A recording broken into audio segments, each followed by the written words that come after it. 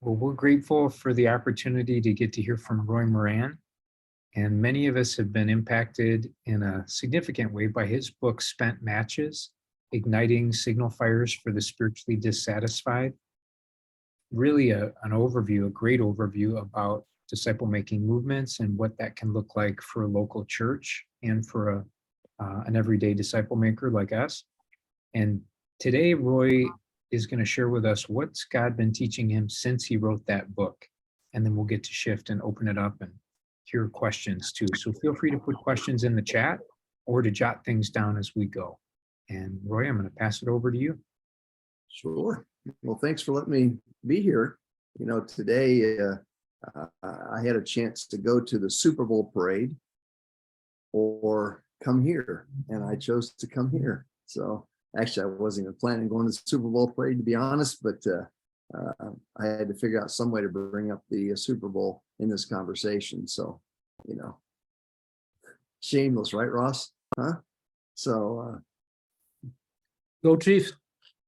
Yeah, thanks, Jim. I appreciate that. So, I've got maybe just three things I'll bring to the table here, and then we can open it up for Q&A. I'd much rather have you generate the agenda than me today. But I would say that, back in 2007 and 8, when I was involved in trying to figure out, the question that was in my mind, is there a scalable model of ministry? I saw many things in our world scale, so Airbnb, go from a couple of guys renting their couch to being the largest hotelier in the world.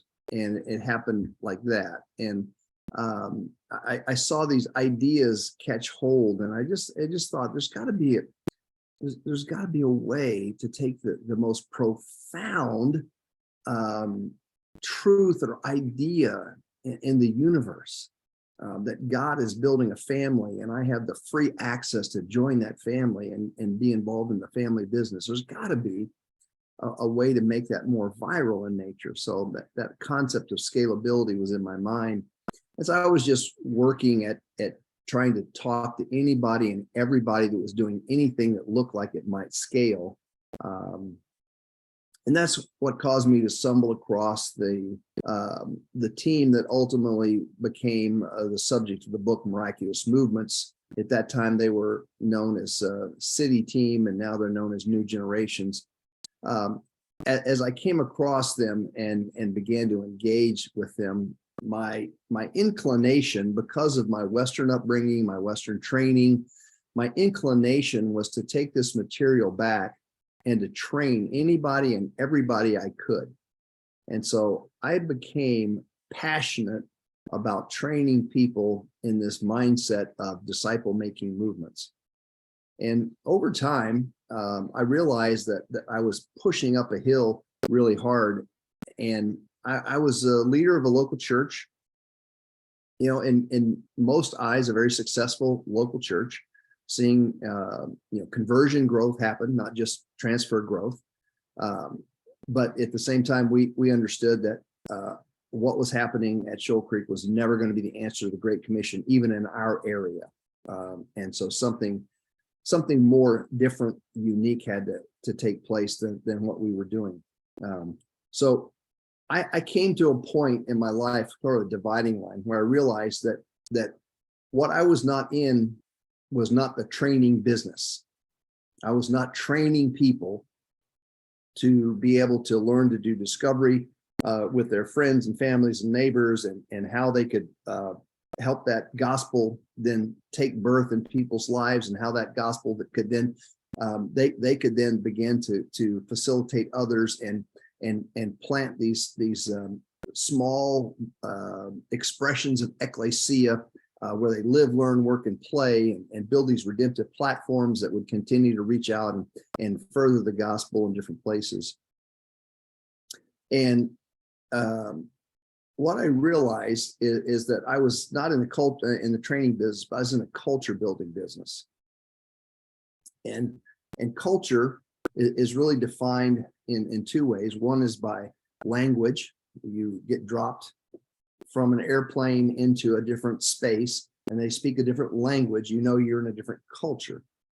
And usually that culture comes along with a set of rituals, the way people greet one another, the way they relate to one another, the way they do business, the way they marry, the way they find themselves in terms of the rituals around food and all that kind of stuff. So it's about language and ritual. And I realized that I was attempting to change a local fellowship and try to direct it in this way. And I had a bit of an ego in that I was the founder of this local fellowship.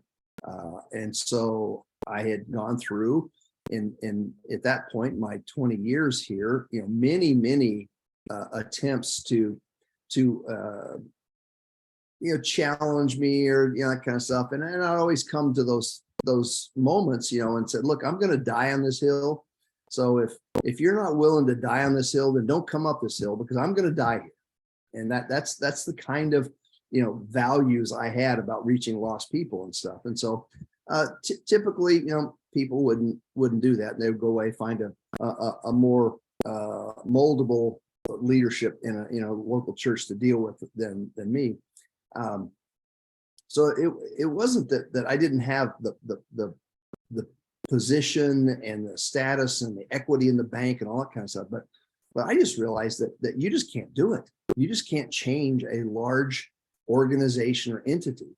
And so I had to realize that I had built one culture at Shoal Creek, and I wasn't going to change that culture, but I could start another culture. I could start a smaller, more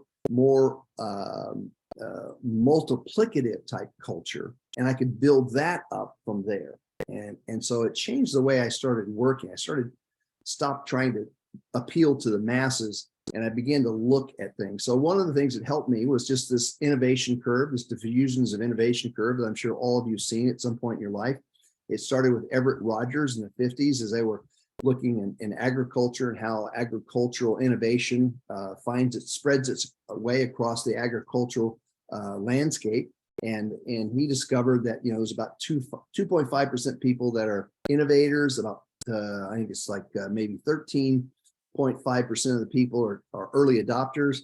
And then the curve sweeps up and there's a large portion of people that are late adopters, and even a larger portion of people that he referred to as laggards, or, they're really late adopters in that sense. And so the masses on one side are about 86% to 16% on the other side. And the two, it was really another guy working on top of that research that kind of helped me put into thought what I was feeling. And that was that on one side, that 16% early adopters, innovators, they bought into a language of scarcity. So if you've read Spent Matches, that first chapter is really hard to get through. It's really depressing, discouraging. I've had more than one email, that I've gotten that says, the Jesus can't fail, the church can't fail, we're not failing, you're wrong in that chapter, blah, blah, blah, blah, blah, kind of stuff. And that's a person who doesn't fit on that early adopter innovator side. They fit on the other side because they only buy into a language of social proof. That this idea of stories that come, life stories that come out of transformation. If you tell them a story of something that's working, they're more likely to buy into it. They're not going to buy into a theory, or they're not going to buy into a new way of doing things, or they're going to buy into what's proof. So I didn't have a lot of proof. I had just a tiny bit of life change. I had a few stories. I some things were happening. There's no doubt, and there was some multiplication take place. There was generations taking place, but it wasn't anything near what was going on in miraculous movements. And so you're not talking about 600,000 followers of Islam beginning to follow Jesus and that kind of stuff.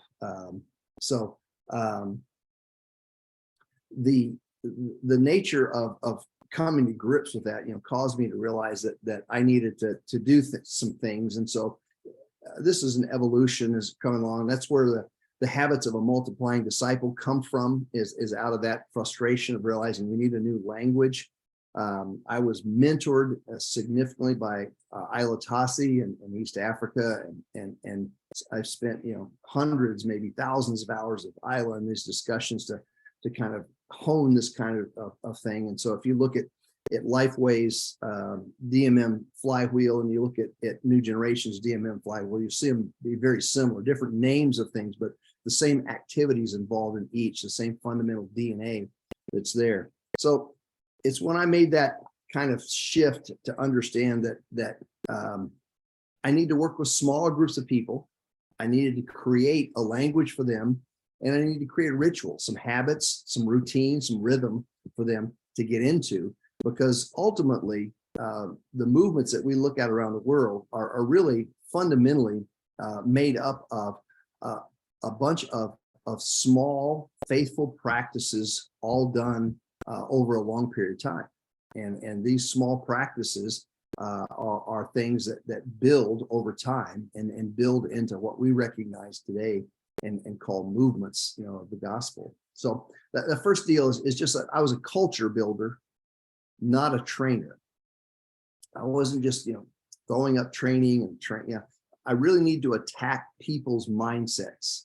I need to figure out that they work in terms of metaphors. That's how people think. And so I needed to really, radically change that. And so that leads me to my second one. And that was, I spent a lot of time trying to talk people into becoming multiplying disciple makers. And I spent a lot of time obviously training disciple makers and that kind of stuff. And I realized over time, and I did this a little bit dramatically with our team here. We came one night to a team meeting, and I set it up as if something horrible had happened and I needed to confess to it. And so everyone was on edge, it was just like this, oh my gosh, has he committed adultery? What's going on? Me and Candy breaking up, or, whatever. And what I confessed to him is that I said, look, I've been calling you to be disciple makers. And in fact, I've been calling you to be multiplying disciples. And I have to confess to you that I've been lying to you the whole time. Because what I realized is that I certainly wanted them to be multiplying disciple makers, but what I was calling them to, what I envisioned in my heart, and when we succeeded, they would be church planters. That ecclesia, redemptive platforms, would biblically flourishing, communities would come from this activity. And so ultimately what I was calling them to was to be church planters. And of course, in the mind of most Americans, when you put the word church in there, it just messes everything up. It just really goes sideways. And so we had to unpack that and really focus on that. So that's why we use the term biblically flourishing communities now, is just to keep that church thing out there. But we realize is that one of the mistakes, or say one of the unintended consequences of back in 2010, when we, and I'm speaking we of New Generations now, the Miraculous Movements team and that kind of stuff, we wanted to move the nomenclature from CPM.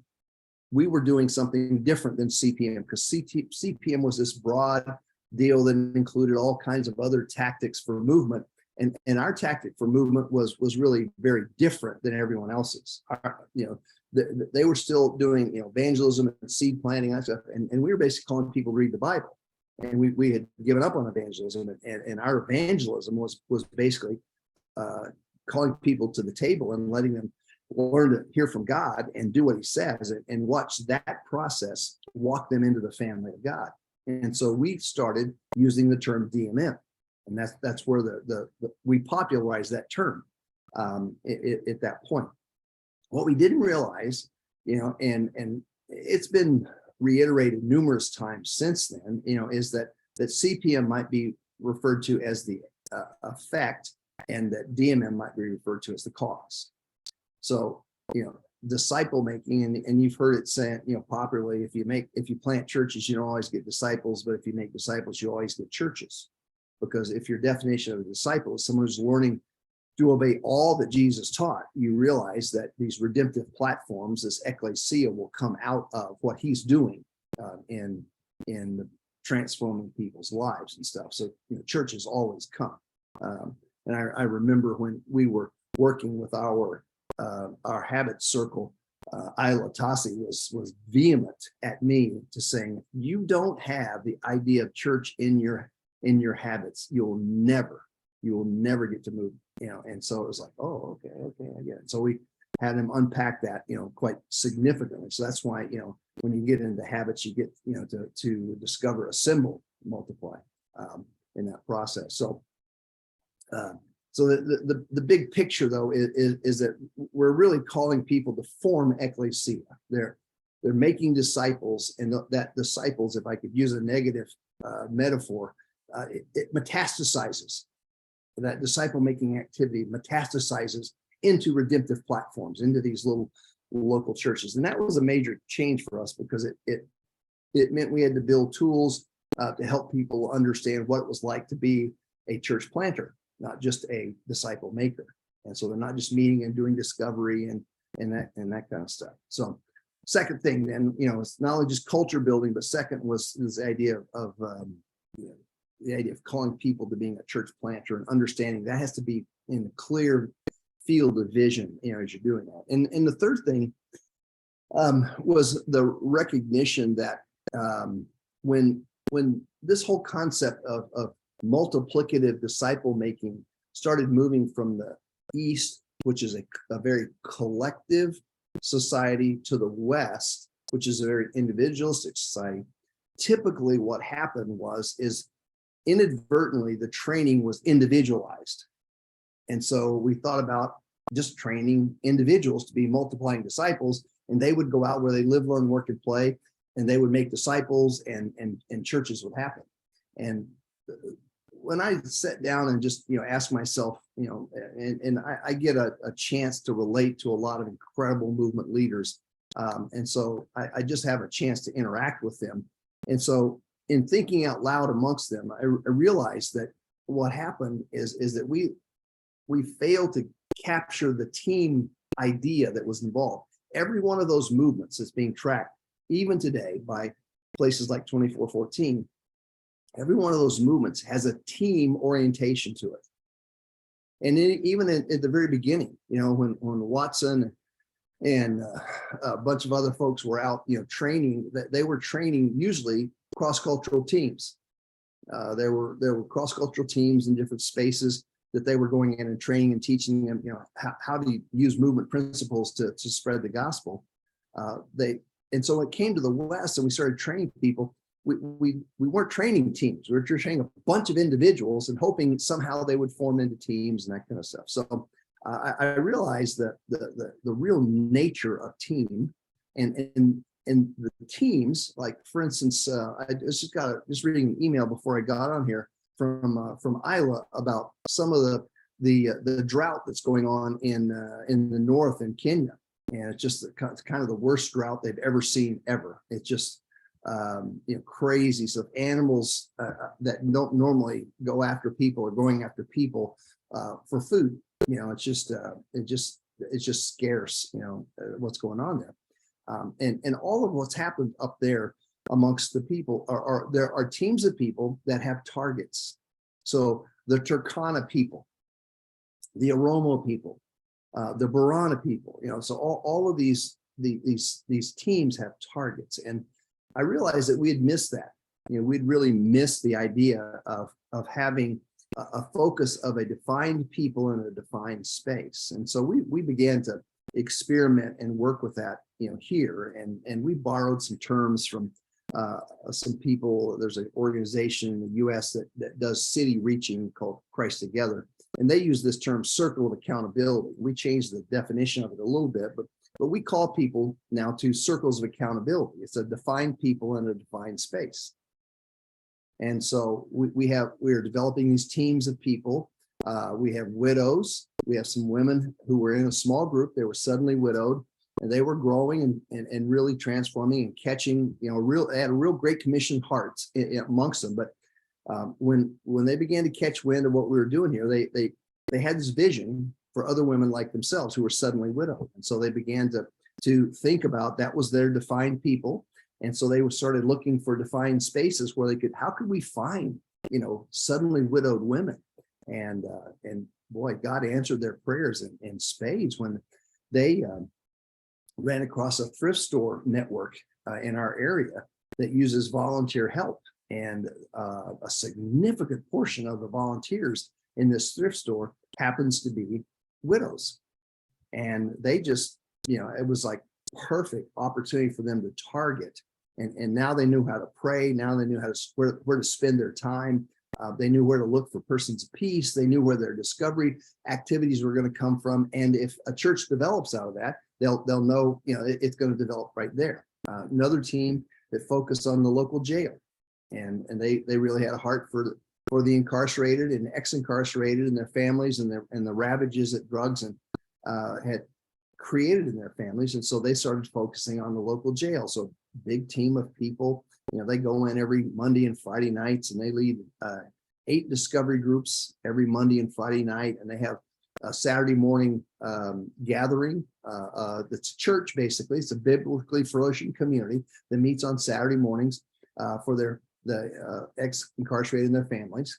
And they're, but they have a target. They know exactly, where their activity is, and their life is, and their ministries revolves around, that community. So that idea of a defined people in a defined space really helped us kind of grab a hold of taking the habits and really focusing in, on a space where people could know, what to pray for, where to engage, what to, where to look for persons of peace, and discovery, and churches involving, and where to build a culture of multiplication. So those are my 3 things. I'm going to stop there, take a breath. Maybe there's a question or 2 or 3. Hey, Roy, my name is Aaron.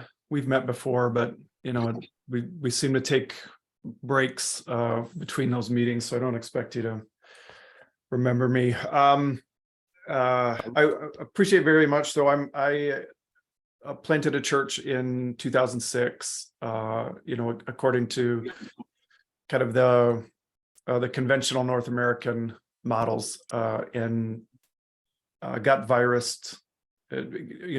My story parallels yours a lot, and then have been trying to figure out culture change, training, all the things that, thank you so much. You've already been helpful. The first question that I have for you, Roy, just building on that third point about defined people in defined spaces.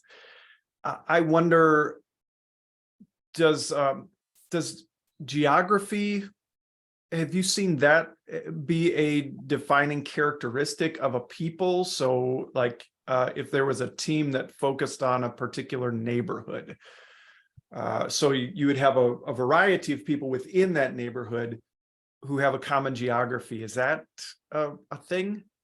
Yeah.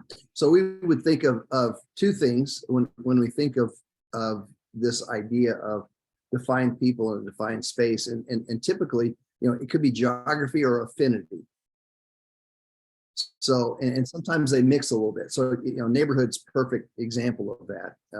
I think that the danger that we always help people try to understand in terms of neighborhood is that we have neighborhoods, but people aren't neighbors. And so to think of a neighborhood as a social fabric is a misnomer. So it could be, some neighborhoods are, but most neighborhoods aren't. And so oftentimes, if you're going to reach a neighborhood, you're going to have to create neighbors before you can reach the neighborhood. And so you're going to have to get involved in creating some social activity and some interaction and some dynamic amongst people first, before you can really start any kind of discovery, amongst them. And so that's the danger of a neighborhood. But we have a couple that are rabid pickleball players, and they're empty nesters, and they came to a point saying, we have a chance to focus our efforts and energies in the kingdom. Our kids are gone. We want to be good grandparents, but we got lots of energy, and we want to stay fit. And so ultimately, all that discussion led to them. They attended a pickleball league on Monday nights and Friday nights, and discovered that now they know this on this end, not on the front end, but it's about 60 people who make up that community of people who come regularly to that Monday and Thursday night pickleball. So they chose that. It's the Liberty Rec Center Pickleball League that meets. So it's a space. I mean, they meet on the courts there, that kind of stuff. But it's also an affinity of people, and so they have built a social networks amongst them. They've had discovery groups amongst them as well. Haven't had any multiplication yet, but they're still hard at work, getting to know people and really learning to pray for them and get into the warp and woof of their life. Okay. Yeah. Thank you. I've had the opportunity to observe some of what you talked about with Lifeway and how clearly and strategically they define people groups, and then I come back home and that it becomes difficult to have such clarity and such strategy for that. So thanks for talking through that with us a bit. That's a nut we're trying to crack. Well, I would say that, the thing you have to realize is that what's happening when life has moved from east to west is that we, like, for instance, neighborhoods, we live above place. So we make meaning in life above the spaces in which we sleep. And so that's why I'm caution people about a neighborhood, is that, people pre-COVID, this was absolutely true, is that people had more significant relationships with workers than they had with neighbors. And so the workplace, I think still has a potential to be more viral for the gospel than even where we live, because we just live above place. Our friends aren't our next door neighbors. Our friends aren't, our friends, because we're so mobile, we move about, we have social contexts that don't represent geography most of the time. And so it's harder for us to understand. And so I love the term make meaning. I ask people to think about, okay, where are people making meaning in life? Sometimes it's their hobbies. Some people are highly invested. I don't know if any of you go to a CrossFit box, but if you've ever been involved in CrossFit, those they call them boxes, not gyms. Those boxes are like viral. I mean, I saw a presentation of a guy at a Rotary meeting one time where he called CrossFit his church. And it wasn't a religious term either. I mean, he was taking the metaphor of, church, where people are gathered together, have several beliefs and that kind of stuff. And he was applying that to this exercise place where he had transformed his body and his mind and his nutrition and all kinds of stuff. So we just have to be better social exegetes and understand where are people making meaning in life, and go after that. And with the realization that, Lifeway's dealing with a culture that's still somewhat intact. We're dealing with a culture that has disintegrated, and the social fabric of our culture is not significant hardly anymore. And so, is the gospel going to move as fast as far as it does there? Probably not. We're not going to see that kind of thing here, because the fabric, is not as tight as it is there. You do you're involved in a number of different networks, and you do training. I wonder what have you learned about disciple making movement principles in rural North America? Because some of us on this call come from a more urban setting, like we got Milwaukee, Madison, and some of us are still in larger towns like Appleton, and then you got Ross Nelson sitting there in Tomahawk. What do you have, like 45 people there, Ross? Or no? I bet Ross is in Florida right now. He is in Florida right now, yeah. So, but like, how big a town is Tomahawk, Ross? It's 3,300 and it's a mill town, so it's blue collar town. So, I mean, we can talk about that here in our context. I just wonder if you've seen success or even cautions about applying disciple making movement principles in rural settings in North America. No, I think it's got some great potential in rural North America. We have to get out of our minds. There's a one size fits all type of mentality here, and we don't really sometimes determine the difference between DNA. So the DNA of multiplication would say, don't create dependencies. So just whatever you do, don't create dependencies, because dependencies are cancer to multiplication. And so the idea of what do tactics look like in terms of reaching people. So I give you an example of what I'm talking about. We had one of our female leaders come to us and say, do I have to do all 7 questions in the discovery process? And it's like, okay, help me understand why you're asking this question. And she said, when I asked the second question, what challenge have you had this week? And she said, even if I ask what one challenge you had this week, I have 5 women in my group. I apologize if this sounds, chauvinistic, but this was a real example. She said, I have 5 women in my group, and the group is over at that point, because for the next half an hour to 45 minutes, we spend talking about the challenges. And she said, do I have to ask that question? And of course, if you take kind of a legalistic approach to this and you don't think, about, okay, what is discovery? What is the DNA of discovery?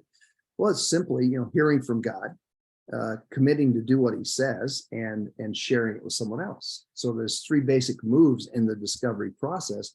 A couple of questions are in there, like, thankful and challenge about, thankful about creating a sense of turning our eyes and our hearts and our heads toward God. And then the idea of challenge, building authentic community, are certainly really important things, but are they absolutely necessary? And so it's like, no, Abby, you don't have to ask that question.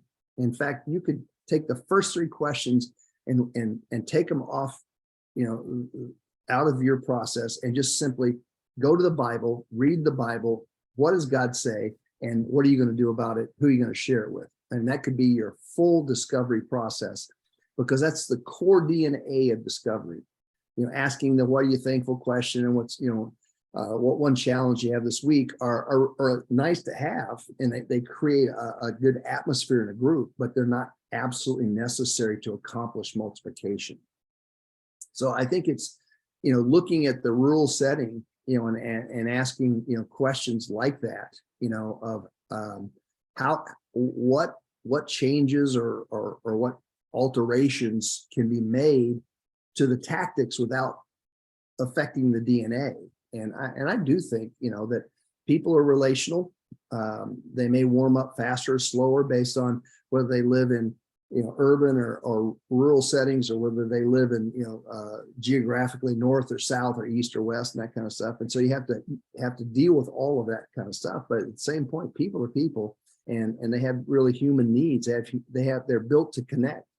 And so we can figure out, how to do that. And I would guess that in the rural setting, that loneliness is just as big a plague as it is in the urban setting.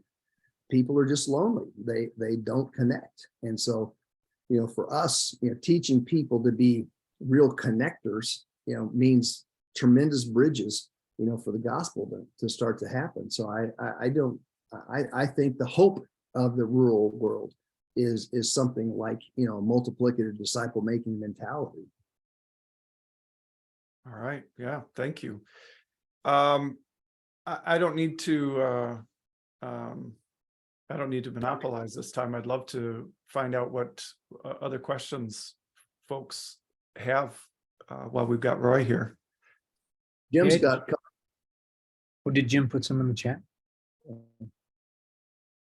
Awesome. I was going to toss one out quick, Roy, for whenever too, which is, when you talked about is it biblically functioning community? Is the term Flourishing. biblically Flourishing. flourishing community? So what does that vision cast look like now that you've made that shift? Like, how do you invite people into thinking of ourselves as church planters without using the church planters language? So what does that look like, or how would you encourage us in that, for us receiving that call, but then also for us casting vision to others? Sure. Well, we do, help people kind of build a timeline in their own mind of how this will happen.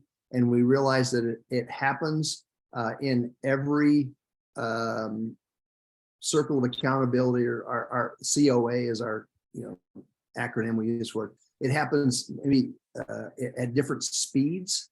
So for instance, in the incarcerated world, things happen fast there. I mean, we went from 6 months to working face to face with the incarcerated to planting a church, and boom. And so in Kansas City, we have 7 of them now that have come out of the incarcerated world. That happens really fast in that world. In the widows world, it's really different. And so we see them realizing that they're going to have three things that need to be involved, 3 functions or structures that need to be involved in this team. So I'm kind of answering your question here too, Jim. So you're always going to have an apostolic crew of people. You're going to have a visionary crew of people who are always looking for what the gospel's not, that are contagious in the sense is that they build collaboration across networks. They build ways to communicate. So typically, for most of the time, that is, they convene people. That people come together and share, like you guys have today. And you share stories, you share successes, failures, that kind of stuff. So you're always going to have that structure is going to be there. The tip of the spear into lostness is typically discovery. So you've got these discovery groups that are attempting to help people understand what it looks like to hear from God and do what He says, and realize that God wants to be involved in their everyday lives, that He's not as far away as they think, and that he does love them. They're significant because He wants to make them His children and get them involved in the family business. And so that idea of discovery is always, and then there's always going to be a gathering. God calls us as fellow followers of Jesus to gather together. And so that gathering is typically many times the way you start to build a team. And it is the first expression of that biblically flourishing community. And so we try to make, as where we are here. So the first Tuesday night, the second Tuesday night of every month, all of our distributed type activities, so we call it the Shoal Creek Network, all the leaders gather, and it is literally a ecclesia for them. And so we try to make sure we focus on 3 elements for us that define a church. Would be a group of people who are responding to God in obedience, a group of people who are responding to one another in building loving relationships, and a group of people who are actively on mission to do the family business. That is, to find their not yet brothers and sisters and invite them into the family. So those 3 things are the activities, of a biblically flourishing community. So when we meet, we try to make sure that we involve all those kinds of things. And so what we'll do on Tuesday night, that second Tuesday night is we'll meet and usually have some kind of discovery type activity, but we'll do both an internal and external thing. So we'll do it, but we'll back out of it and talk about it in terms of trainer as opposed to trainee. and what we just did, why we just did this. Here's the principle. Here's the tool. Here's this. So people will experience it, and then also kind of be given it, to be able to take and do with their community that they're building. So that's what we're trying to do, to build that biblically flourishing community, is model it in the large group. And we have this idea that everything must multiply. If you've ever been around Ilatasi, you'll hear him say that, 100 times a day. And so this idea of everything's a fractal. And if you know what fractals are, it's like, no matter how you look at a fractal, whether you look at it in a telescope or a microscope, it has the same structure. It just looks the same, big or small. And so we're always trying to create, so we model it at the big second Tuesday of the month meeting. We're hoping they model it and coaching them to model it in their meetings as they meet on a regular basis. And so we're redefining what church is. It's not this big emotional experience. It's more about connection, both with other people. It's about connection with God's mission and hearing stories and that kind of stuff. So it's not the big emotional thing that people have chased for such a long time. And that's a hard pill to swallow for most people. And that's why that right side of that innovations thing, is so hard to deal with. So in terms of building the teams, I think one of the things you have to do is raise a flag. You have to let people know what you're doing. Obviously, you need to pray and ask God to lead them to you, but you need to raise that flag and let them know. So, that if that means finding a name to fly under, or some identity of some type, it could mean starting a Facebook page that you just sort of let people know, hey, I'm trying to collect people that are interested in seeing heaven come to earth, here in my city. And if you're interested, let's talk. So you got to raise some kind of flag somehow, some way, so people know how to get to you, know what you're doing, and stuff. We encourage people to use the habits of a multiplying disciple as an offering, to the community. Oftentimes, spiritual communities, other churches and stuff, to do training to find people that are interested. Every local fellowship has people who are interested. It's just that most people haven't really been given the signal that it's legal for them to be a full participant in the kingdom of God. And you'd be surprised, as much as guys like myself who stood up front and said, every believer a minister, and said all this stuff from a platform, people don't believe it. And it's like, what's the Canadian guy? My brain's going here. Anyway, the message, the method is the message, so you can say something, one guy to many, and it doesn't matter what you say, it's the method that's happening. It says the guy up front, he's important. And all of us sitting down saying nothing, we're not important. And whatever he says, contrary to that fact, the method really does say something strong in that process. Yeah, I'd like to add just something to that, Roy, regarding using the training of the habits to develop a team. That takes a lot of time because the attrition rate of people who stick with the developing a lifestyle of the habits is very small. And it took me a number of years to develop a team of 5 people in a rural setting to actually move things forward. But it was out of consistent training in the spring and the fall that those 5 people came out of that. Yeah, it's a long, hard slog. Roy, we're just in the last couple of minutes here. We wanted to find out what's happened since spent matches, and one of the concepts that you talk about is a hybrid church, and you talk about how the conventional church is kind of like a gasoline engine, and the DMM church is kind of like an electric engine. They're very different in their construction.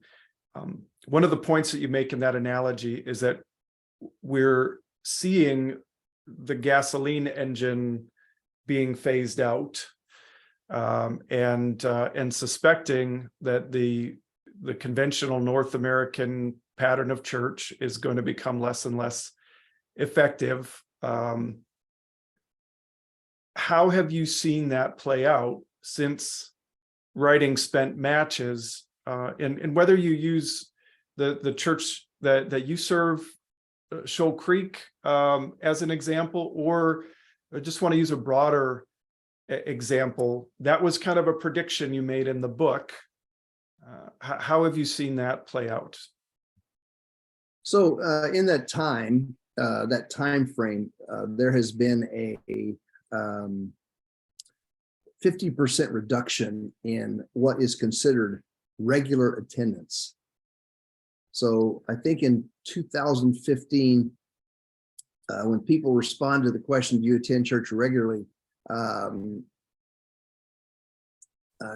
It went from, I forget what how these figures relate, but it went from 137 to 65, but about a 50% reduction in what, the average church attendance. And so, yeah, it's definitely, I would say there's a two-edged sword here. And one's a great opportunity, because if a local fellowship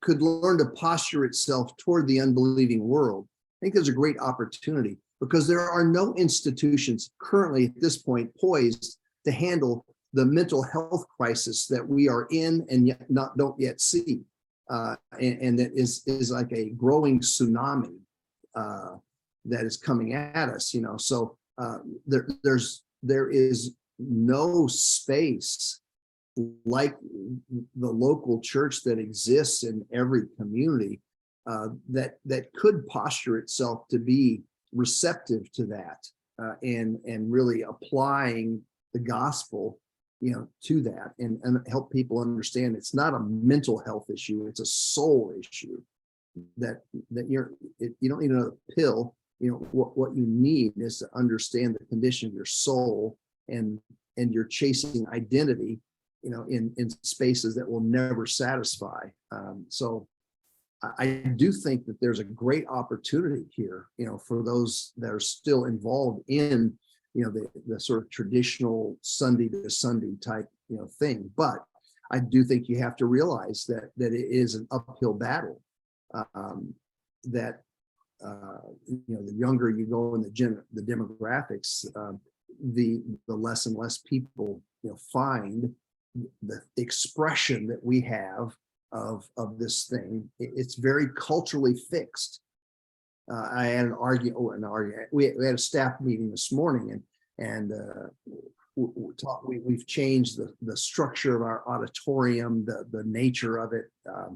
It looks more like a living room than it does, chairs back to back and all that kind of stuff. And we're experimenting with tables and all kinds of crazy stuff that are going on, and it drives some of our older staff, a little bit to the edge, but the younger staff are going, it's the coolest thing in the world, man. Yeah. And so, we just have these fixed forms that we've got to get out of, and understand we've built a culture that's not receptive to a younger generation. And if we can find flexibility in that, and get out of thinking that our methodologies and theologies are fixed. Our theology is fixed, or it's ultimately in God's eyes it's fixed. In our eye, we're growing toward his fixedness in that sense. But our methodologies, have changed radically for the last 2,000 years, and they need to continue to change radically, to get that theology into the hearts of humans. All right. Yeah. Sorry, go ahead. No, I was involved in a kind of an academic discussion online this past week about the Super Bowl ads the Jesus Super Bowl ads. He gets us stuff, and it's funny how, it's like some people just don't get it. It's like you can't have a 30-second ad that has theology proper, Christology, soteriology, anthropology, all this kind of stuff in it. It's like, dude, you don't live in the real world. This is just a bite. This is not the whole thing, and it's like some people don't get what methodology, it leads to theology. It leads to a full and complete, Christology and all that other stuff. But you can't have that at the beginning. It just doesn't work. Yeah.